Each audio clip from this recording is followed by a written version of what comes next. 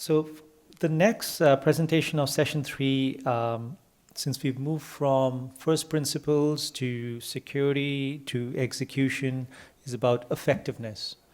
Our next presenter has a wide amount of experience on effectiveness, doing global projects. He's been vice president, senior consultant, a lot of different things. I'd like to welcome Tom Kurtz, vice president of Hexagon, EAM Portfolio Strategy and Enablement. His presentation is Effective AI Leveraging Emerging Technologies in Driving Your Industrial Processes. Over to you, Tom.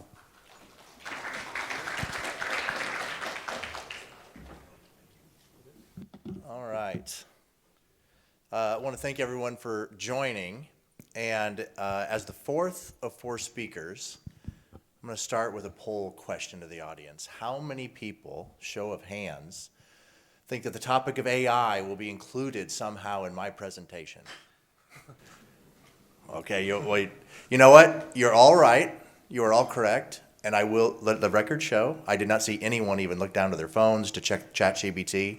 They just natively knew the answer to that question. So I think Oliver was right. The human component is still a big part of this. So thanks for that. And thanks for listening today. And I know we've had a lot of speakers, and I'm one of them as well, but I'm happy to be one. A little bit about myself. As mentioned, my name is Tom Kurtz. As my accent might indicate, I am visiting Singapore. I'm based in the US. And I work for a company called Hexagon. And for those of you that are not aware, Hexagon is a hardware and software company. And we have solutions ranging from autonomous technologies that are used in autonomous vehicles in industries like mining and agriculture. We have geosystem laser scanners that are used in reality capture. And we also have a solution, a division of software division called Asset Lifecycle Intelligence. And that's the division that I'm a part of. And I'm going to be talking a little bit more about that today. As the title indicates, effective AI, so yes, all jokes aside, I will be touching on AI, but in the context I want to do it is it's really going to build off of some of the themes that you've already heard here, because I've heard themes around data, and I've heard themes around effective use cases and making sure the work processes are a part of what you're looking at. And that's what we're really going to try to concentrate on today. So as I progress, I'm going to start building off the data concept. I think Oliver talked about this. I've heard a couple of the other folks talk about this. So we at Hexagon did a survey and actually put a report out a few months back called Data, Connectivity, and Visibility. And this was something that we wanted to, we actually had 400 industry leaders that were a part of this process.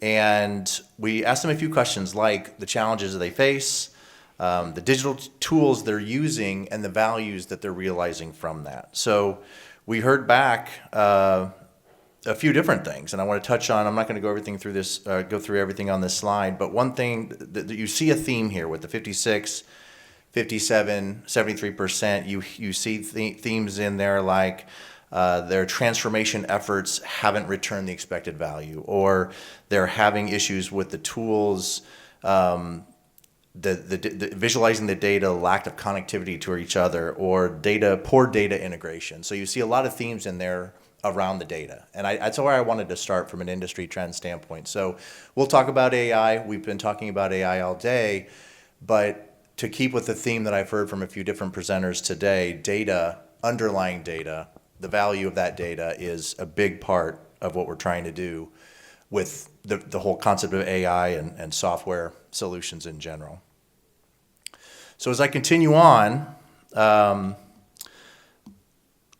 the evolution of data, so at the same time that we see those trends that I just touched on, data continues to be disruptive. It continues to evolve. It's GBT is not that old, yet we use that as kind of a benchmark for the standard of what's out there. I made a joke about it at the beginning here that everybody has that ability on their phone these days. And but I also think that as data continues to evolve, one of the really important pieces that we all have to think about is the not only the value of data, but the accuracy of data. and the security and privacy of data. For those of social media users out there, the X platform, former Twitter, you probably, if you're using that regularly, you've probably seen in the last maybe year, maybe it's a little less than that, but basically the presence of Grok and the ability to, as you're looking at certain tweets, you're able to ask it information and give it real-time feedback. And I, just from my perspective, I'm finding value in that, and I'm also finding disruption in that. I think some of the answers that I see are helpful, some of the answers are disruptive, and I think that's an example of how this can be a little bit detrimental. So as we look at really the scale and speed of how this is progressing, I think we need to think about data from unlocking the value in the legacy systems that we have. So I've seen up here, I think Oliver had the data leading to AI, leading to value, and I couldn't agree with that more.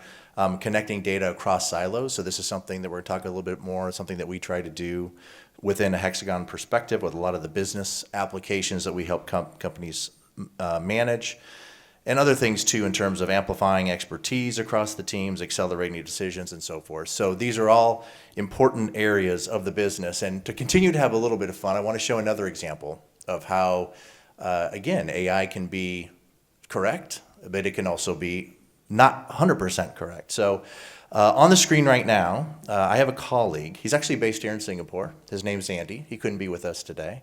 But Andy has put this slide together to show an example of some of the research he's done. So he prompted whatever AI tool he was using at the time to said, tool, can I have a picture of myself? He submitted a picture. Being the leader of a band, a lead singer of a band in front of an industrial facility. And so this is what came back. And if you look at Andy, what he would say is, okay, there's a few things a little bit different about this. First of all, I'm not right-handed, I'm left-handed. So it kind of looks like me, but it doesn't exactly look like me, and I would never hold a microphone in that, and I am not a tan suit guy. I am definitely a dark suit guy, as the picture would show. So Andy tells this story, much better than I, by the way, but he tells this story for the purpose of, again, AI can be right, and it can also be not quite right. And so from our perspective, okay, I guarantee you if you use the Hexagon software starting today, you'll not see Andy, lead singer Andy or blue suit Andy in any of our applications. But the point of what we're trying to do from a Hexagon perspective is we look at we talked about industry trends and we've talked about data and the challenges around that. But we want to be able to bring a lot of that together in the customers that we work with. So Hexagon, as I mentioned, we have a lot of different types of solutions we have across our different divisions. But within our asset lifecycle division, we really want to try to bring the digital representation, that digital thread, together with all of our solutions for all of our customers. So whether that's the building of an industrial facility, or that's the management from an asset perspective, operations perspective, procedural perspective for existing industrial facilities as well. And so I'm going to talk about something, we use the term digital backbone within Hexagon, and I'm going to explain that a little bit more. But basically what we're looking at there is when you have all these systems, again, we're going to concentrate on that data layer within the story. We want to be able to have that data shared consistently. So we don't want to just integrate the data from A to B. Can we have an underlying platform that manages and shares that data? And so as we start to look at that from an architecture standpoint, this is just a high-level view of what some of those components might look like. So this really does underline the AI vision of what we have. And this is why we wanted to start this way. Notice I'm however many, 6-7 minutes into the presentation. I opened with a joke about AI, but I haven't gotten to a lot of depth on what we're doing because this is the underlying infrastructure of what we're trying to do. We're trying to create this digital backbone. We're trying to be able to, whether it be from ingesting the data through some of the assets that we work with, whether it's being able to share that data effectively in between our applications, bringing that digital thread, and whether it's your building facility or whether you're managing an existing facility, being able to do that. As I continue, so now let's shift a bit and let's actually get a little bit more focused on the AI side of it. So there's three main components. If any of you talked to me earlier today, I may have already shared this with you, but we talk about three main components for our AI strategy. The first one's around data contextualization. And so by that, really preparing the legacy data effectively, whether that be engineering data, whether that be operations data. We want to be able to manage that effectively. We have a group of customers that we're working with right now in terms of some potential AI scenarios. And again, looking at the work processes that we want to impact by those scenarios. And one of the examples they use is, hey, we regularly, whether it be from our OEM, whether it be from another vendor, we're regularly getting information in mass about the equipment from that vendor. Maybe it's a spreadsheet, maybe it's some other file, maybe it's an unstructured file for that matter. And right now it's a very manual process to get all that in. Could we be able to import that in? Could we be able to contextualize that data a little bit more effectively within our solution? So that's the first one. The second one being around force multiplication or force multipliers. So this is being able to really help manage the main processes of the workforce, the main embedded within the system, being able to manage those processes effectively and improve efficiency with that. And the third being around really what we call Hexagon Alex. So that is our digital assistant. That is our Gen AI component. We'll see a demonstration of that here in a moment, but that is the Gen AI example to be able to use normal language or natural language prompts, being able to find information either from a knowledge retrieval in the short term and in the long term, a little bit more predictive and prescriptive examples. So these are the three major areas, and you see that digital backbone underneath. So the ability to be able to share all that information effectively, as discussed. So as an example here, we're gonna go through a few of these. We should be able to see most of them. We'll see how time allows on one. There's one that's a little bit longer, but let's take that first one, data contextualization first. So in this example here, we're looking in the engineering side of things. So I saw earlier today some folks talking about engineering. We saw some PID diagrams, and so Hexagon's solutions live in that world as well. And if we think about the digitization and adjusting documentation, traditionally it's been pretty time consuming, like an example that I was given earlier on the assets. But from a P&ID standpoint, tag extraction of those documents has long been a challenge, typically requiring configuration against certain standards, and large percentage of that documentation are provided. Maybe it's provided at handover, maybe it's not. And so the idea is, what if we could do that without all the configuration up front? What if we could do that with any kind of across any kind of data type or document type? Sorry, and being able to do that and being able to do that would it enable true data mining across data and that document? So this is just showing an example of that, of being able to bring in some of that information, the documentation directly, being able to mine some of that information using AI, and being able to split it up, extract the tags, roll it into the database as effectively. So I'll let that just play. I think it just got a few more seconds.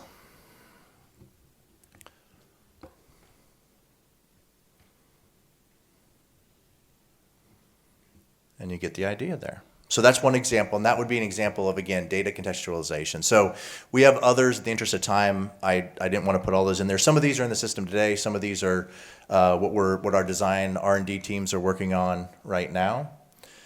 And so as I continue to the next one here, we'll go into force multipliers. So this one, again, is how can we look at within the system itself. So we talk a lot about Gen AI when at least in my world, when I hear AI and when I hear talk about AI, a lot of times it's focused on the Gen AI chatbots. It's focused on a digital assistant, and we'll get to that in a moment. But the force multiplication within the system. So something like, I live in the asset management world, whether it be inventory optimization or work order optimization, being able to more effectively create work orders. What are some of those examples? So in one of those examples here, we touch on predictive routing, and this actually, I think it was Oliver. Someone earlier was talking about repetitive reinforcement or reinforced learning, and this would be an example of that.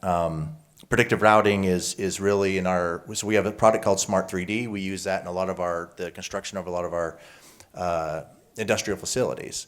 And in Smart 3D, you have routing of piping, and of course, the more bends you have, the more potential strains you have. So the idea is, how can we manage that most effectively and be able to have the optimal paths that it follows. And so basically, this would be an example of that we're working on within the Smart 3D product to be able to have some of that reinforced learning. So it's almost like a reward system, if you will, for the process, to be able to, as it's going through the design process and starting to learn what the optimal navigation path is, how can we elongate certain areas, and how can we use the space effectively to be able to design that in a certain way. So again, taking the tasks that are happening today, we're going to do a company is going to do this anyway. It's part of effectively designing a facility, and how can we use AI to multiply the efficiencies of the workforce that's a part of that. Okay. And finally, this is one very near and dear to my heart. So I've talked about a couple different areas with Smart 3D, with the P&ID drawings, with some of the other areas on the engineering side. I live primarily on the operations side. So I come from an asset management background, enterprise asset management, asset performance management. And Hexagon Alex is an example of a digital assistant, if you will, but we talk about that in really three contexts. So these terms are not official branded terms as part of our product or anything like that, but we talk about it typically in three different ways. So I look at the first one, think about, I guess, a general topic like AI intern. And so in these early stage, you're looking at how they're more frequent, it's more repetitive. We're not asking the system to do a lot of deep analysis. We're basically retrieving information. And from there, we can continue to get a little bit more experienced, a little bit more sophisticated, if you will. So now we're not just about gathering, and at the level of AI engineer, we're not just about gathering the information. We're looking to analyze at some level as well. And then finally, with the principal engineer, we're taking it to a much deeper level of engineering and analysis. So Hexagon Alex, which is in our EAM system right now. So this is an example. We're going to show a few things here. So this is, I'm going to put my glasses on, make sure I can see where we are. This is EAM. So this is the start center, the main area of the EAM Enterprise Asset Management product. Built in it is the Alex prompt. So you basically clicked on the button, the Alex opens up, and the first question was about a process. They said, how does XYZ work? And now it's coming back. So at this stage, all of the training materials and all of the industry compliances that are a part of the system, those are all in the LLM today. So this is not going out to an external database. This is external internet. This is within the own EAM system and being able to pull some of that information. So today it's focused on the information that helps kind of that first level of intern. It helps the system, it helps the user be able to understand the system better, be able to retrieve that information better. And now it's continuing on with the next level of question. Now it's asking some follow-up questions on that. So again, within the same thread, you're able to do that. And I don't know if it'll do it here. It's on this demo. We'll give it yeah, here we go. So now we're in, there's another tool called Python Studio. Python Studio is the ability to create script extensions to the application. So now the Python Studio also has Alex. Now I'm prompting it to say, can you write some starting code to help me for the Python script I want to create? So it's asking that prompt. It's then going to come back with some starter Python script with a disclaimer at the end saying, do remember this is just starter script. This is not production ready code. So just an example of how we can look at this from all kinds of work processes, not just from the perspective of the multiplication that you're doing within the system, but actually going a little bit further than that. This slide, as we start to come to an end here, this slide is looking at, it's really an Alex example of the slide we looked at before with the intern, the engineer, and the advanced engineer. This is saying that where we are today is on the left side there. We're using RAG, retrieval augmented generation, to do the pulling of the knowledge base information. In the middle, we're going to start getting into more user-based and equipment-based data. And finally, on the right side, we're going to be more prescriptive. That is what I'm truly excited about, because in the world of asset management, we talk regularly about preventative, reactive, preventative, predictive, prescriptive. This will be at the level that we're really getting prescriptive with. And finally, the last example, we're going to do one example of the AI engineer. So this is taking it one level deeper. So the idea here is, this is an example of a few different agents coming together. So we've had a lot of talk in the last hour about different levels of technology, AI agents being one of them. And in this example, we won't watch the whole thing, but the idea is we want to be able to, I've shown you some shorter, not siloed, but single examples. I talked about the digital platform, or the digital backbone, that platform. We want to be able to have these agents work together as well. So in this example, we're actually going to see a few different agents coming together. So in the first one, actually the five we're going to look at is, there's a reliability engineer agent, a P&ID flow analyst agent, a maintenance agent, operations agent, process data agent, and a lead engineer agent. So basically, it becomes a linked process where you have a starter agent, you're asking it to do something, it feeds to the next one, and so on and so forth. But the end-to-end process, whether it be the beginning process of some of the engineering data that's being looked at, whether it be more operational through, say, an APM, asset performance management solution, whether it's an EAM, enterprise asset solution, it's going to start going through these different areas there. So this is a work in progress. This is something that we're looking at, our R&D team's looking at, in terms of bringing all this together. So with that, I am available the rest of today. I'm also here tomorrow if anybody's based in Singapore, but it's been a pleasure. I'm so glad to be able to have had this chance to share a little bit of our story with you, and have a great rest of the session. Thank you.